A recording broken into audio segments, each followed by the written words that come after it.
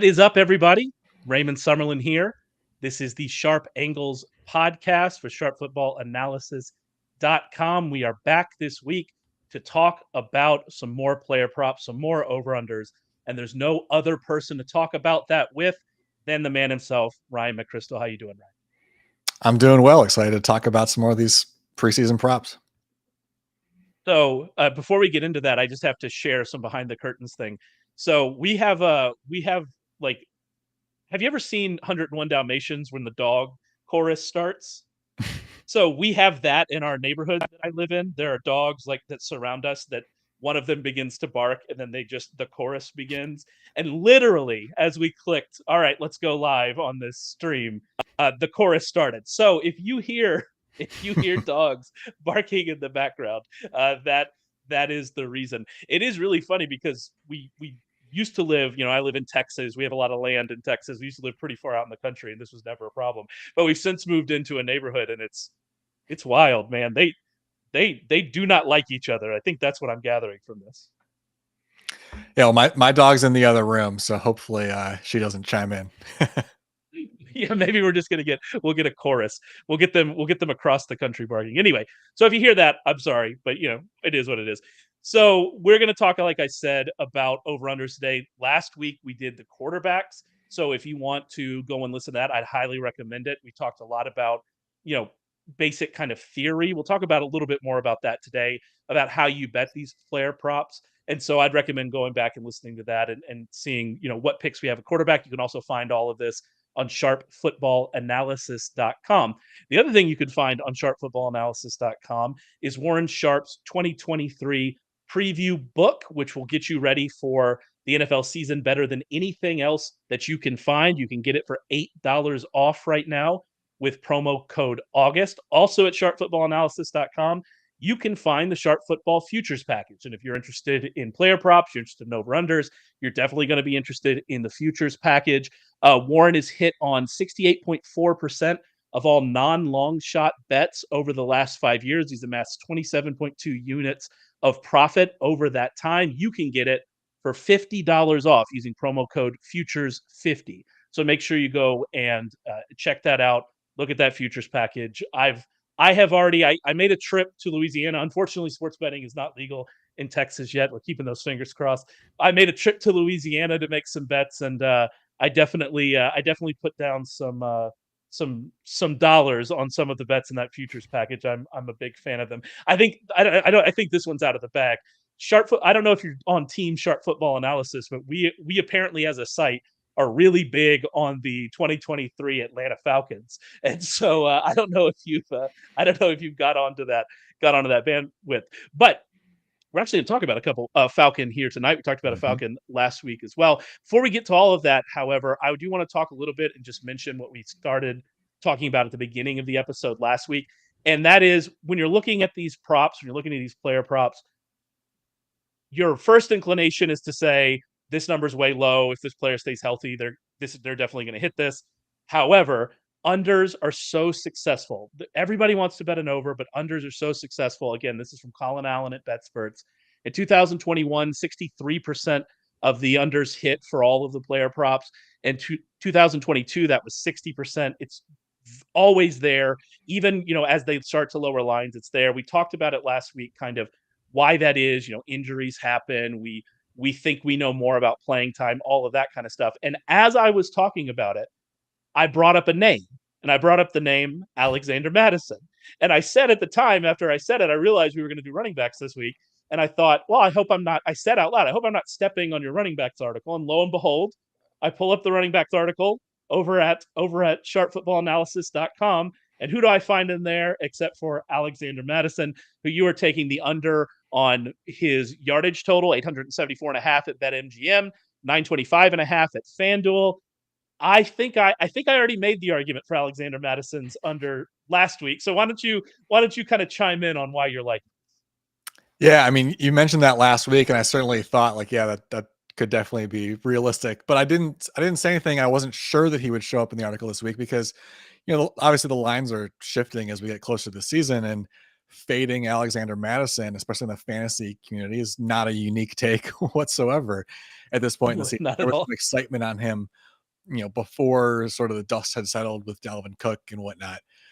But now, now that we know that he is at least starting the year as what appears to be the front runner for that job right now, I mean, a lot of people are starting to fade him. The line though is pretty high at 925. You can find it out there. And like we talked about last week with the quarterbacks, the unders are so good if you can find these guys that have, I wouldn't say necessarily Madison is obviously going to get benched, but there's an obvious path to him getting benched at some point this season. There's a lot of question marks.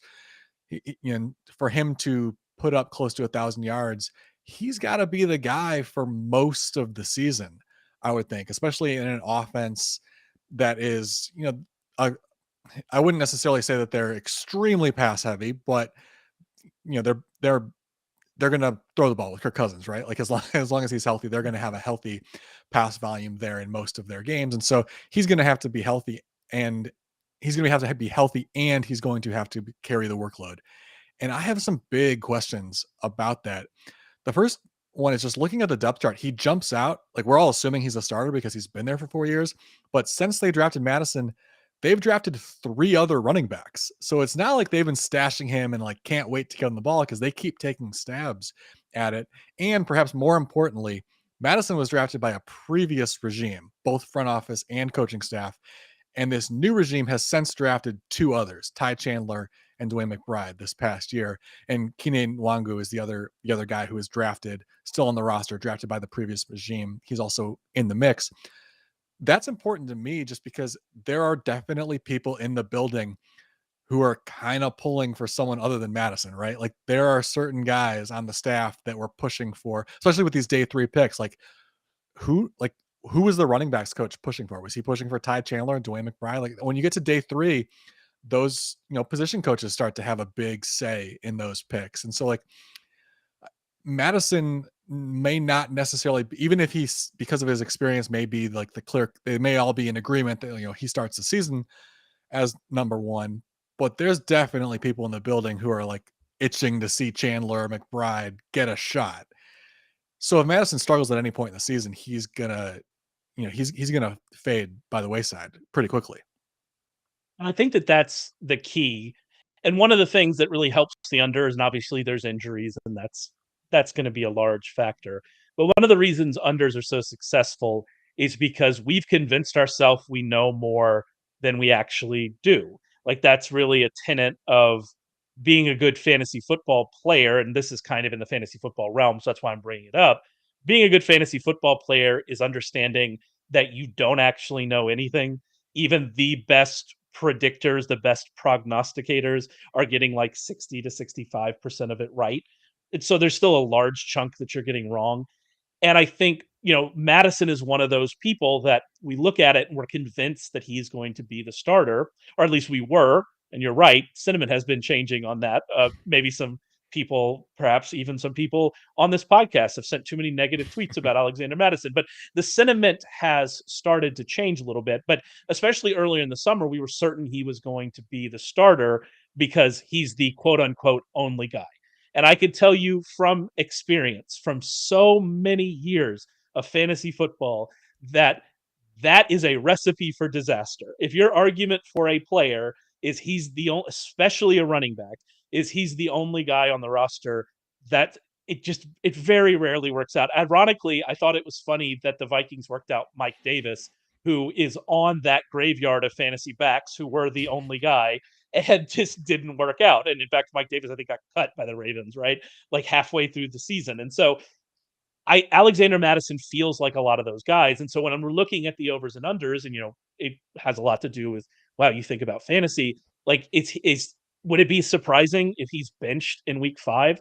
Because the secret about Madison is not just that, well, we don't know if they really like him or anything. Alexander Madison hasn't really been good over the last 2 years. Mhm. If you look at his numbers, his efficiency, especially, it has not been great. He's been worse efficiency wise behind the same offensive line than Dalvin Cook, who they were happy to get rid of. So he hasn't been great. There are some interesting people behind him. The love that Ty Chandler got after the first preseason game should really make anybody who's invested in Alexander Madison worry. I talked about it last week. I like Dwayne McBride. I think that could he play the whole season? Could he be the starter? Could he surpass this? Absolutely. That's definitely in the realm of outcomes. But I think that there's also a chance, and maybe even a better one, that by like week 8, he's in a timeshare or has been benched for one of these younger backs or for Kareem Hunt or Leonard Fournette. Mhm. There's so many veteran backs still out there, even with Dalvin Cook and Ezekiel Elliott signed. There's so many veteran backs out there. So there's just a lot of avenues to this going up. Yeah, and I mean, that's the thing, like, would it shock us if Madison, ran for 1,200 yards? Not necessarily, because we see surprising seasons by running backs all the time, and we see bad running backs have big seasons all the time. But one of the reasons why I'm more skeptical of Madison is that this is not necessarily a great offensive line, and he's already proven to not really have the skill set to succeed behind it. When we see bad running backs excel, like, go back 20 years ago to when the Broncos were churning out just random running backs for 1,000 yards. It was the offensive line that was, churning out 800 yards, and the running backs were like doing the work for the extra 200 essentially. And he just doesn't have that kind of offensive line. Vikings running backs were contacted early at or behind the line of scrimmage at the league's 4th highest rate last year. That's a big red flag for any running back to have to deal with that. But then when you look at how Madison performed in those situations, when he was contacted early, he averaged 0.9 yards per attempt, and that ranked 55th out of 60 running backs last year. So we've got him running behind the same offensive line. They really didn't make any changes. He wasn't good running behind that offensive line. It just doesn't seem like he has the skill set to succeed in this environment. So, yeah, random players surprise us all the time. And if you took a shot on Madison, in June when there was still a little bit more uncertainty and, he was coming pretty cheap in fantasy drafts, that was entirely justified. But at this point, I mean, from the fantasy perspective, the price is really high. Fortunately for us to bet at the under, the betting market hasn't really adjusted for that yet. So I think at least right now, the under is still a really good bet. And, even if it drops by another 50 or 75 yards, which I'm almost certain it's going to in the next week or so because of all the talk surrounding him. Like I said, we're not unique talking about this right now. It's going to start to drop, but I would still take it if it drops 50, 75 yards from where it is at 925. I think the odds of him having like a 300-yard season, even if he opens week 1 as a starter, is absolutely within the realm of possibility, given the fact that he's behind a shaky offensive line and has a lot of competition. Absolutely. I and the other like has a lot of competition. You might look at that depth chart and think, yeah, no, he doesn't. But I just running backs, man, they there's a reason why this whole running backs don't matter thing like that we've been arguing about all off season. That's not talking about the position. There are a lot of really good running backs, and it's possible that one of the 3 other ones the Vikings have, maybe it's Ty Chandler, is actually just a much better running back. And so yeah, absolutely I'm in on that one. A guy who I would imagine both you and I are both convinced is a very good running back is Mr. Bijan Robinson, uh, the second coming of the running back, Bijan Robinson, who obviously went to the Falcons early in the draft. But there's a lot of excitement about Bijan for obvious reasons. I live very close to Austin. I watched a lot of his college career, and he's very, very good, right? But I think something I've been talking about a lot is that we might be, again, this comes down to the certainty. We might be a little too certain about his role. And I think that's one of the reasons why you're interested in his under on 8.5 touchdowns over at BetMGM. It's actually 8.5 at underdog as well. So the same there. But why do you like that under at 8.5 touchdowns? Yeah, there's really sort of two factors here. The first being what you touched on, questions about his role exactly in this offense. The second being a little bit of some question marks about the Falcons offense. Just looking at that line, first off, that is set to 8.5 to go 9, 10 touchdowns. You are the guy in the offense. The running backs who hit those numbers are the full-time workhorse running backs, or occasionally someone who is the full-time goal line back. Like if you have a guy who's just like absolutely locked into being your short yards back on a good offense, sometimes that guy sneaks in. Obviously, that's not Robinson. So for him to get there, he's got to be the guy in the Falcons offense. And as much as I love Robinson's talent, everybody does. I have doubts that he's going to be the guy, the unquestioned, the 250 to 300 carry running back in this offense. And there's two reasons for that. First being that they were already a very good, very run heavy offense last year with Tyler Algier and another, random cast of characters behind him carrying the load. This offense is certainly this rushing offense is capable of being very good without a Superman like running back like Bijan Robinson back there.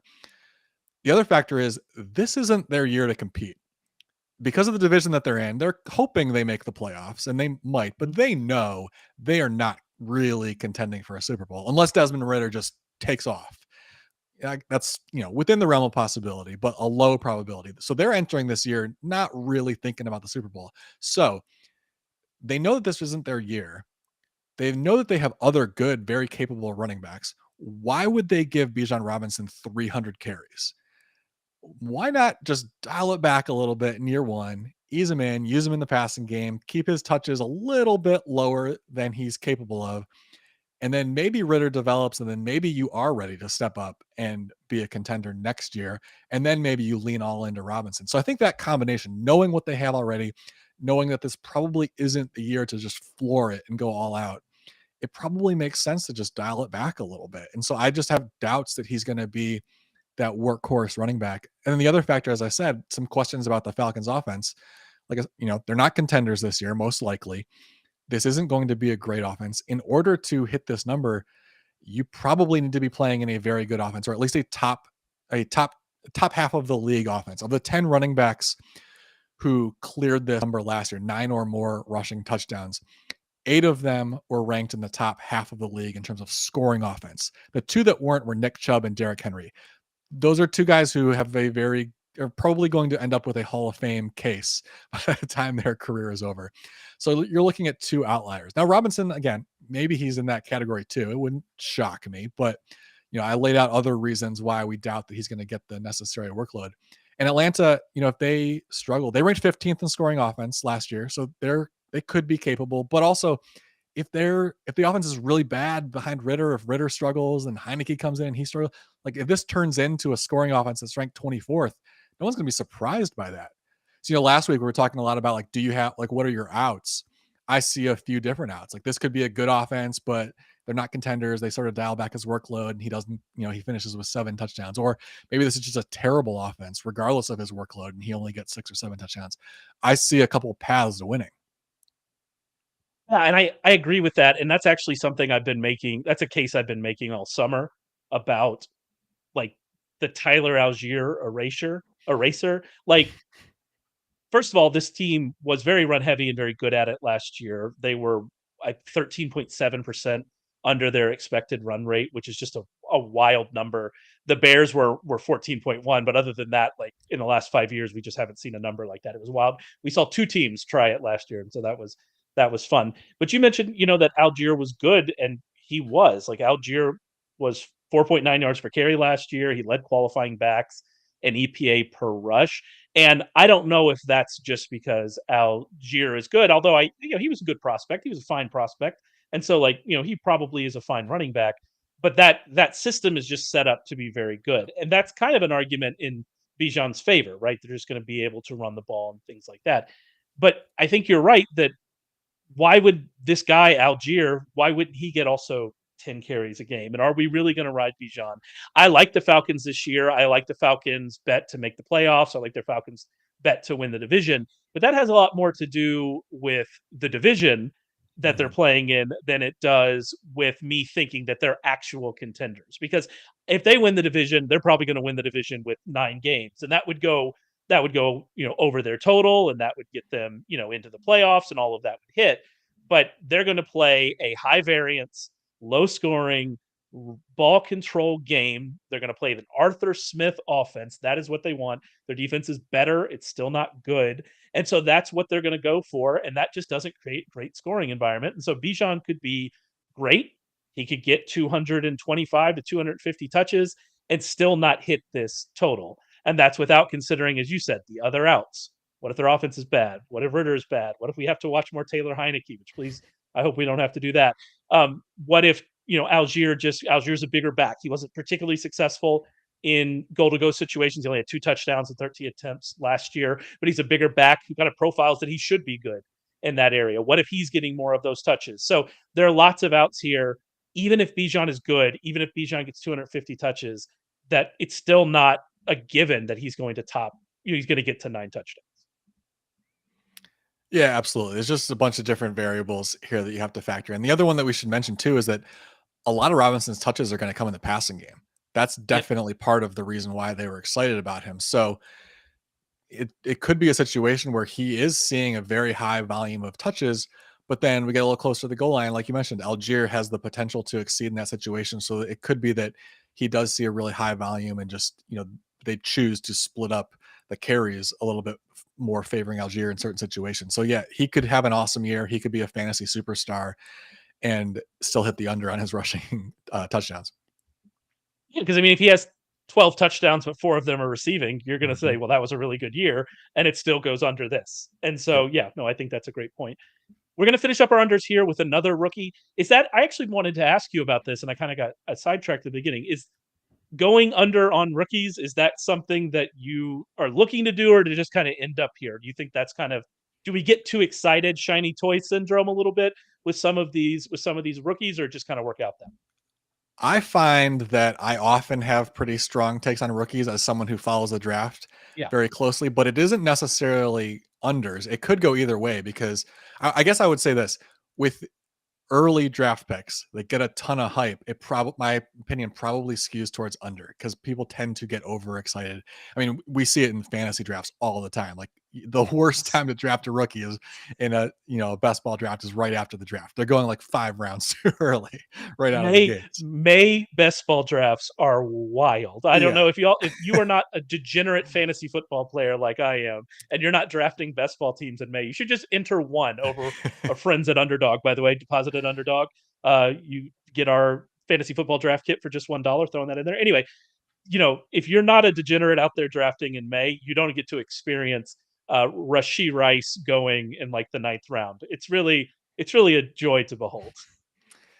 Yeah, but although unfortunately we often don't get lines for other rookies, but if I would say in fantasy, I definitely take shots on in the last round or two on other rookies that I think have a good an easy path to playing time or have the right skill set to succeed if they do get put in to that particular offense because those guys do sometimes there's just less public knowledge about the type of runner that a fourth or fifth round pick is, and so sometimes I do sort of feel like, maybe he's not exposed to play, but if he does get into that offense, I'm pretty excited about what he can do. So I sometimes have those types of opinions about running backs a little further down the board where I'm maybe a little bit higher than public opinion on those guys.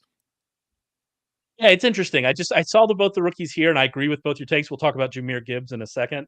I also I forgot to look at the line before we got on, but I imagine whatever Devin A. Chain's line is, I'm super interested in the under on that. And so I think there are some interesting rookie backs to talk about this year that might I don't want to say disappoint because I think Bijan's going to be good. I think Jameer Gibbs is probably going to be good, but maybe they're not getting as many touches as we think. So let's talk a little bit about Jameer Gibbs. You gave out the under on his rushing yards, 625 and a half over at DraftKings. It's 600 and a half with our friends at Underdog. So you're not getting as much value there. I think, when I talk about Jameer Gibbs from a fantasy perspective, it very often comes down to, are you forgetting that David Montgomery exists? And I think that might be kind of the crux of your argument as well. Yeah, Jameer Gibbs is the backup running back. I mean, it's as simple as that. He's gonna play a role, and from a fantasy perspective, if you're depending on your league's scoring system, if you're excited about him because of his role in the passing game, totally legit. Like he's gonna play a Yep. role in this offense, but he's the backup running back. Like David Montgomery is gonna see the first and second down carries. He's gonna see the carry, any short yardage carries, goal line carries. Montgomery is the lead back. They swapped out both their backup starting and backup running back from last year, but they added guys that fit perfectly into these exact same roles, and the coaching staff is back. So I don't see any reason to think that David Montgomery isn't Jamal Williams and that Jameer Gibbs isn't DeAndre Swift. Now maybe it turns out that Montgomery is not quite as good as Jamal Williams. And Gibbs is a little bit better than DeAndre Swift. And so like the balance shakes up a little bit. But even if that happens, I have further reason to question Gibbs' ability to transition to the league easily. Maybe he can do it long term, but I've got a big question about how he's going to handle running in the Lions offense, because they tend to not do a great job of spreading defenses out. Their running backs ran into a stacked box on 70% of carries last year.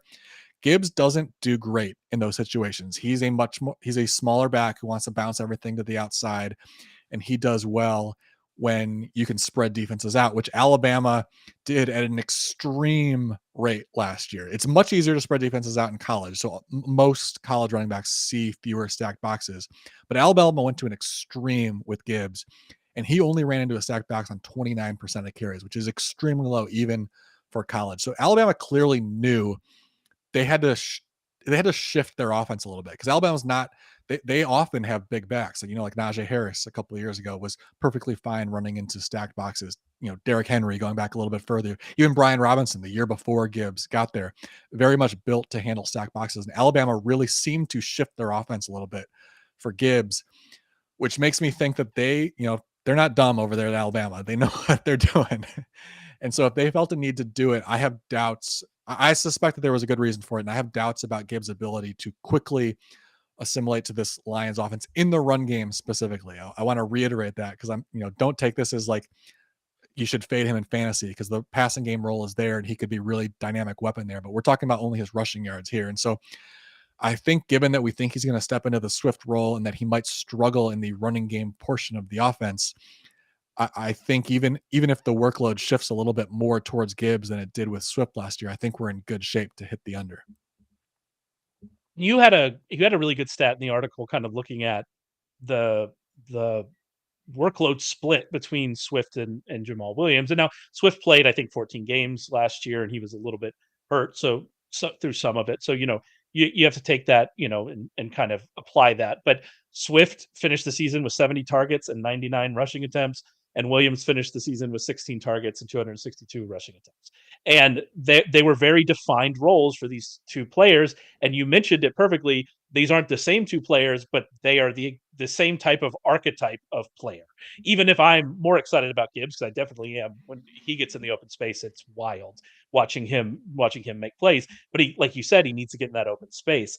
And if you go and read kind of what Rich was writing about Jahmyr Gibbs, Rich Rebar was writing about Jahmyr Gibbs before the draft, it was pretty clear that this area that you're talking about, running between the tackles, if he gets contacted behind the line of scrimmage, all of those stats for him in college were not good. They weren't just like not good for a player that gets drafted in the first round. They were not good just compared to college running backs. And so it is a major concern looking at his role. But that said, he could catch 80 passes and he's still going to be fine, and he's going to have a good, successful year. But is he going to get to 625 rushing yards?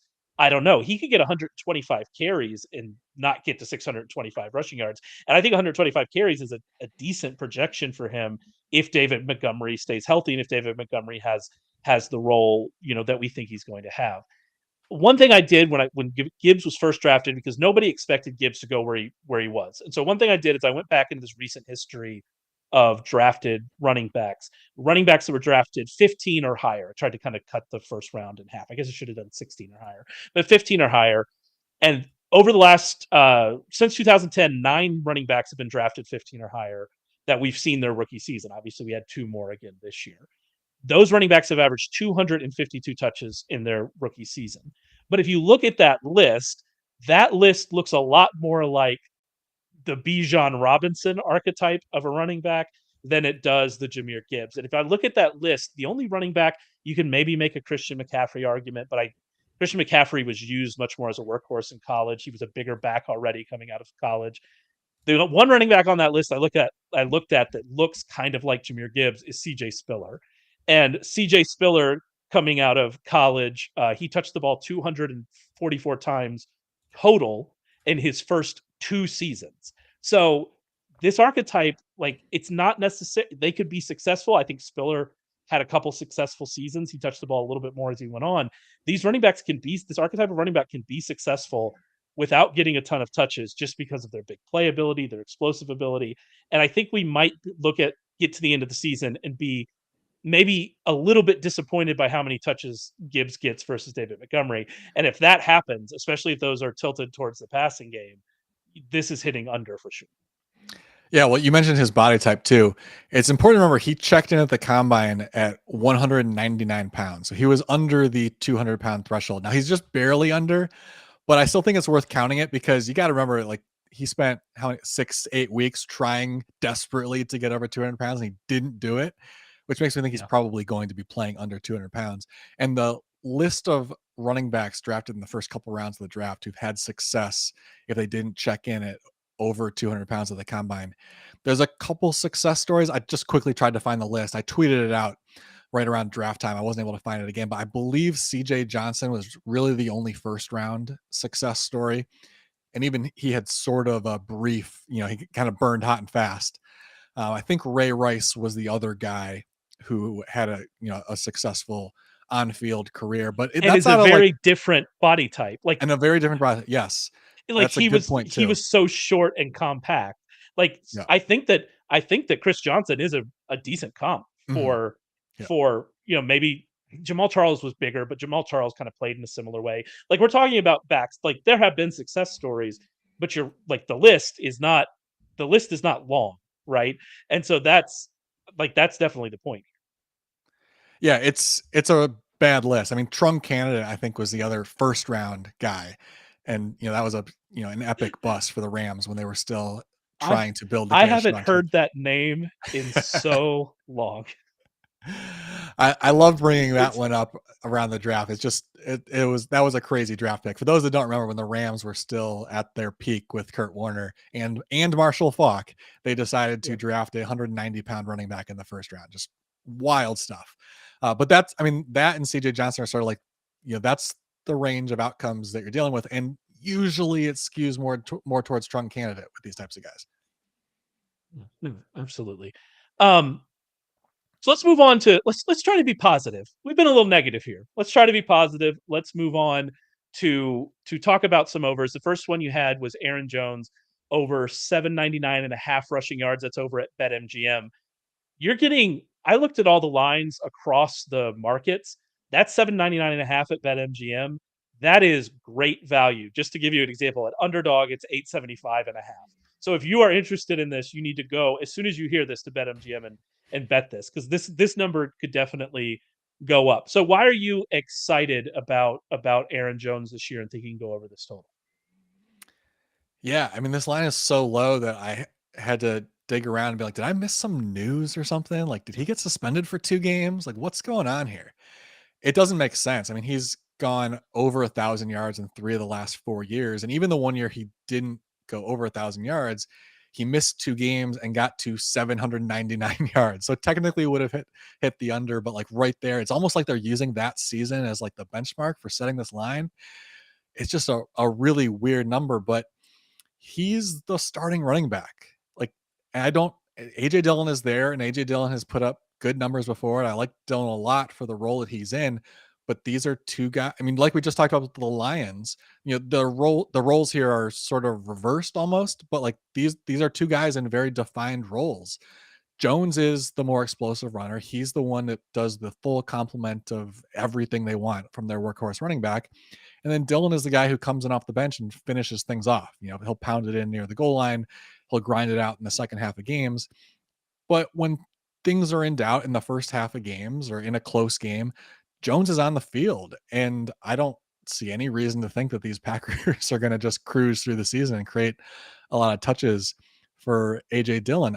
I think looking at that 2001 season where he had 799 yards in 15 games is a really good way to demonstrate my thinking here, because the Packers were 13-3 this year. This is when things were really going well, and that really created the perfect environment to suppress Jones's numbers, because in those 15 games where he was healthy and the Packers had a second half lead, so looking just at second half carries, Dillon had 76 carries that year. Jones had 53. So clearly they were favoring Dillon in the second half of games in that season. But remember, they were winning. This is when they had a lead.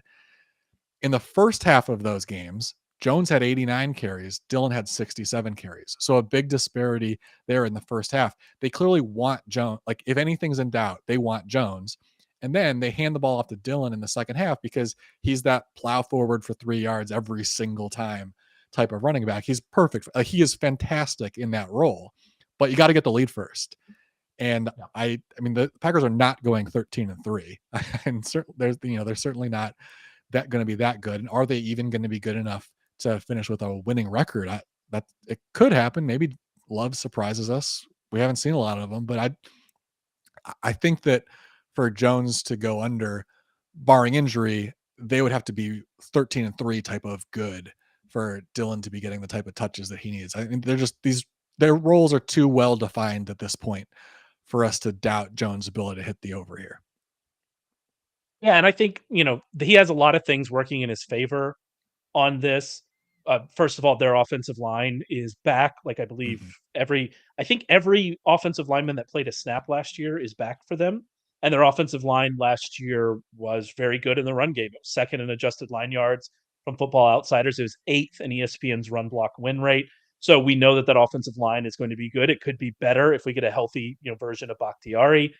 And then Jones has just been, and this is one of the things that even if you're a little bit worried about his workload, Jones has been one of the most efficient running backs in the league for just years and years and years. Last year, he was second in yards per carry, he's fourth in yards per target, he was 11th in rushing yards over expected per attempt. He has consistently been a yard creating, efficient running back. And AJ Dillon, you're right, he's good for that role. But you said Jones is more explosive than AJ Dillon. Yeah, I mean AJ Dillon, the next time AJ Dillon gets a 10-yard run, will be the first time in a while. So Jones is just, he's efficient, he's making things happen. And you mentioned the offense. I think the offense is interesting because you could think with Jordan Love that, are they going to try to be slower? Are we going to have fewer overall plays? I mean, the Packers were already one of the slowest Yep. teams in the league. Like, there's nowhere to go. They can't go further down than they already were. They were already, they weren't run heavy, but they did lean a little more towards the run than you thought they would last year. And so I don't know how much is actually going to change with Jordan Love, even if Jordan Love, doesn't have a great year. And then you mentioned it, maybe Jordan Love's just good.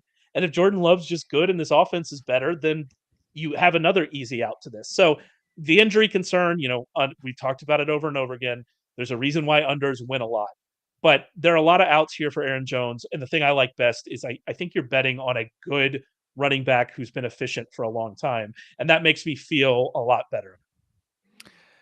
Yeah, and about the offense, like obviously Matt LaFleur really controls the offense and calls plays, but their offensive coordinator is Adam Stenavich, who is a former offensive lineman and run game coordinator. So, the fact that they were run heavy last year, that's probably not going to change because, although LaFleur, you look back at his past, there certainly have been some more pass heavy offenses that he's been a part of, but there's also a really important voice in the coach's room who is, we don't know for sure what Stanovich is saying, but we have good reason to think that an offensive line coach, a run game coordinator, is very okay with a run heavy offense. So I wouldn't expect significant changes in terms of the play calling from last year. I think if anything, they're going to run more to keep the ball out of Jones's hand or Love's hands a little bit.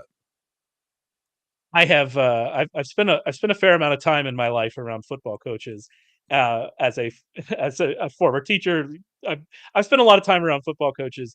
I've never met an offensive line coach who did not want to run the football more. I don't think that exists. I believe that every single one of them thinks that we need to establish the run more than we are currently, whatever team they're on. So yeah, I like that. That's a good call. Let's move on to Nick Chubb.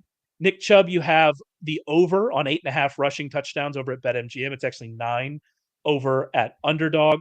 Nick Chubb is a guy that he's gaining a lot of steam in fantasy football for, I would assume, similar reasons as to why you're excited about the 8.5 rushing touchdowns here. And so kind of what interests you about this?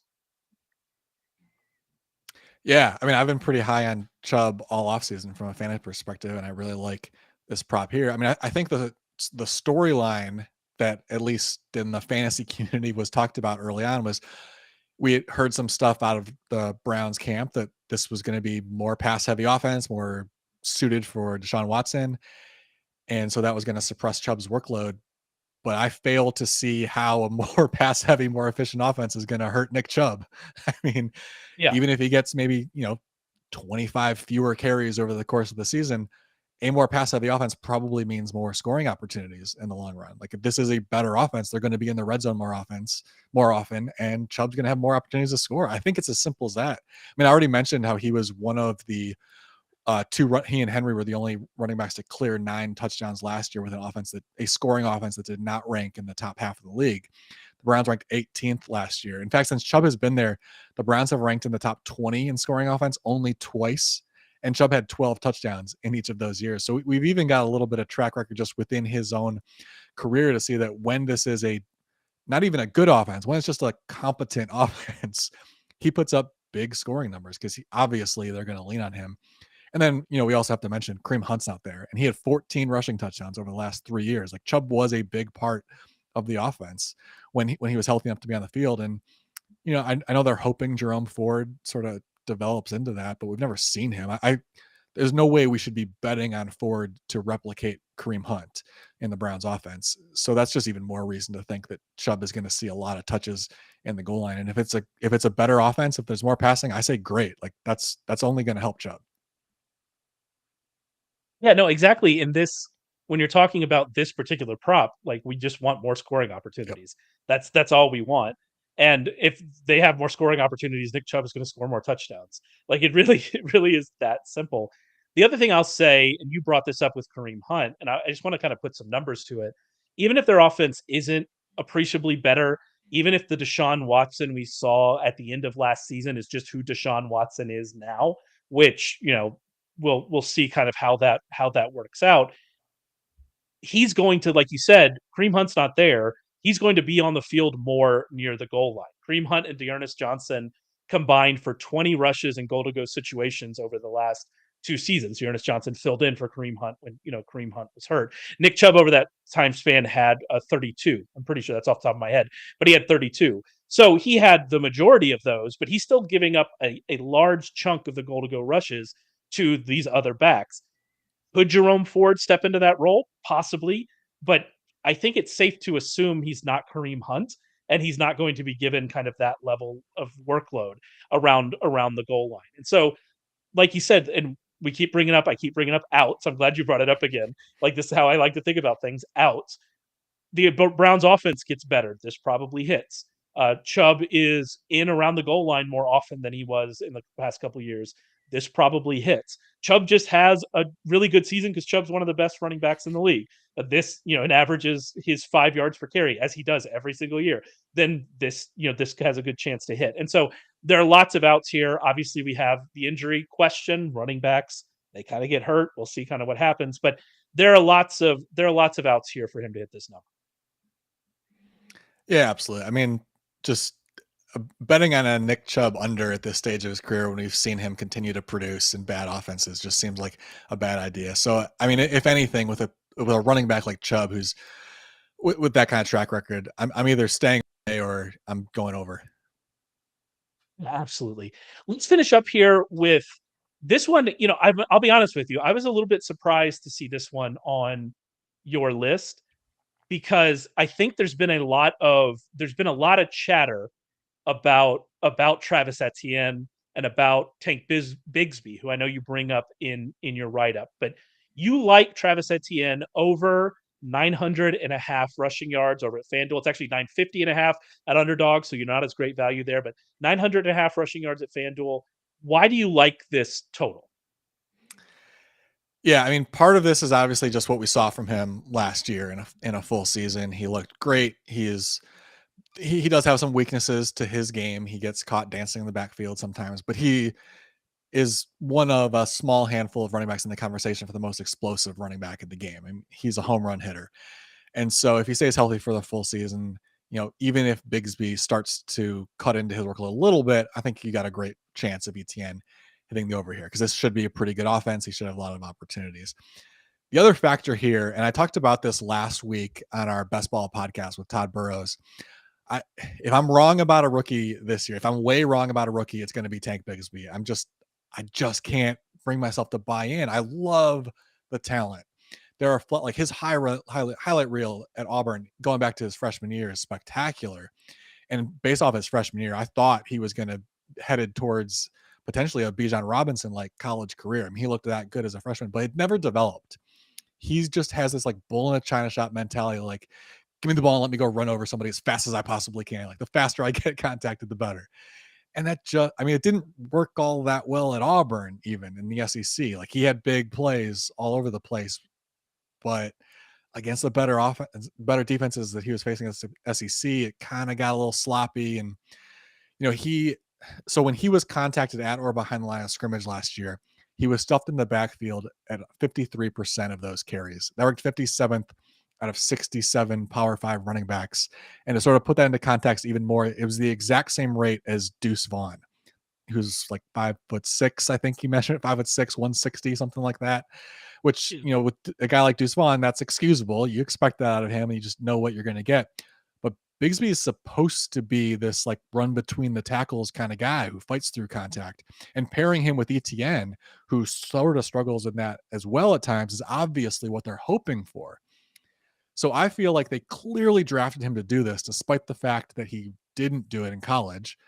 They're going to try to develop him in that area because he has the body type to do it. And there's some flashes here and there of him doing it. But I just have real doubts about him being able to just step into this offense that wants to go back to the playoffs right away and immediately take on a large role in that way. And so I think maybe they start the season with him, but if he picks up where he left off last year, even if he only marginally improves, he's not ready. And so I don't see him taking a big chunk out of Etienne's workload this year. I could certainly see it happen long term because, like I said, the talent is obvious. When you just look at his highlight reel, the talent's obvious, but I don't think it's going to happen right away. The other thing I would add to that, because I mean, you're right, like it's not a given that he's going to get that role. But even if he gets the role that I think people are assigning to him, that's a bigger concern for Etienne's touchdowns than it is for his yardage total. So we're not really, if you think Tank Bigsby's going to show up and get the short yardage carries and the goal line carries, and you're worried about Etienne in fantasy because you're worried he's not going to get the touchdowns, and that, and that's a perfectly reasonable thing to be worried about. But you're still like, that's still not really affecting Etienne's yardage total. And so if that's being depressed because of Bigsby, I think that, that's certainly something important to note. The other thing I'll mention, and we're going to try not to read too much into week 1 of the preseason and usage in week 1 of the preseason, but according to PFF's Nathan Yankee, who, by the way, you should follow if you're interested at all in preseason snaps for fantasy or anything like that. He's an absolutely amazing follow for that kind of stuff. But according to him, Etienne played 10 snaps with the starters in the first preseason game. Bigsby played 1, and he actually played behind JaMychal Hasty, who played 2. And so, he's a rookie. Maybe Doug Peterson's forcing him to earn it. But all of these conversations about Bigsby being, oh, look what he's doing in camp. He's, working with the first team. That is not what played out on the field in the first preseason game. We'll see what happens in the second preseason game. So I kind of fall more on, I am a little bit worried about Etienne's touchdown total. We'll see kind of what Bigsby can be if he can kind of get into that role that he probably should be able to do, even though he wasn't particularly successful at it in college. But from a yardage perspective, it's not something that really worries me that. Yeah, I mean, it actually is pretty similar potentially to an offense that we just talked about with the Packers. Like, even if things go well, Bigsby is supposed to be AJ Dillon. He's more explosive than AJ Dillon, but that's essentially the role that they drafted him for. And Etienne's Aaron Jones, and look at what Aaron Jones has been able to accomplish over the last few years with a great player in that role, in AJ Dillon. I mean, he is the prototype of what you want in that role. He's been fantastic, and it doesn't slow Jones' yardage down at all, hardly. Absolutely. I think that's a great way, of thinking about it. That's it for us talking about these running backs. Remember, go to Sharp Football Analysis. You can read all about the quarterback over-unders like we talked about on last week's podcast. You can read all of the in-depth analysis about these running back over and unders. There'll be another article next week about wide receivers. There'll be another article the week after that about tight ends. There's a ton of betting content available to you. We'll be back next Wednesday to talk about those wide receivers. And make sure you stay tuned to the podcast network. We got so much more coming out, and we'll talk to you soon.